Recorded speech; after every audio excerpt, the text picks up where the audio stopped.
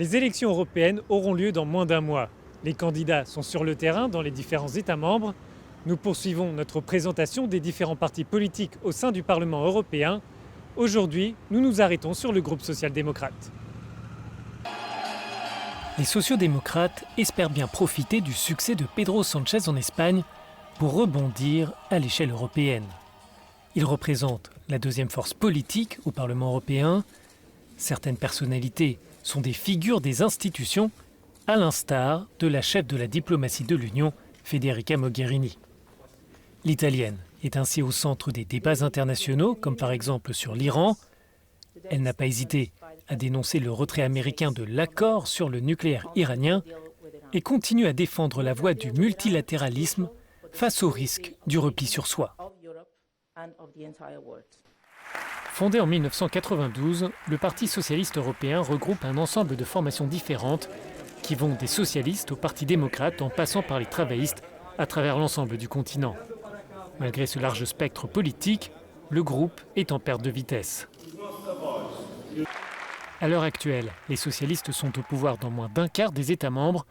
Ils en dirigent 7 très exactement, à savoir le Portugal, l'Espagne, la Suède, la Finlande, Malte, la Slovénie et la Roumanie.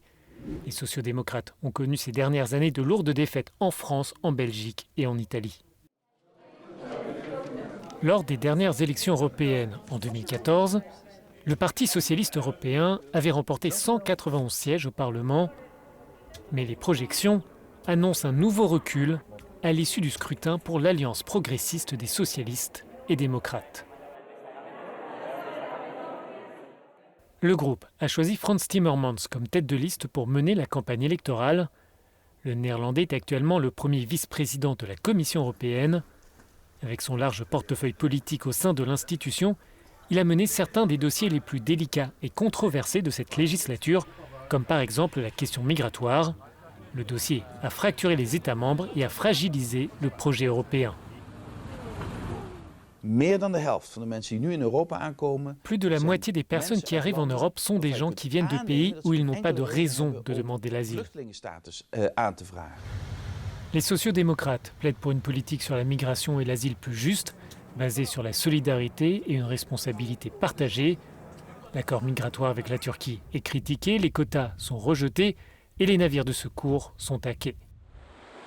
Frans Timmermans est aussi en charge de l'état de droit, affaibli dans certains pays membres d'Europe centrale et à Malte. La situation sur la petite île méditerranéenne ne provoque pas d'inquiétude profonde selon le Néerlandais, un point de vue contesté par d'autres responsables. Ce même dossier a entraîné un gel des relations entre les socialistes européens et roumains, actuellement au pouvoir à Bucarest. Les sociaux-démocrates sont en ordre de marche, mais la question est de savoir s'ils obtiendront suffisamment de voix pour maintenir leur position et continuer à peser dans les institutions européennes. Les élections européennes auront lieu du 23 au 26 mai.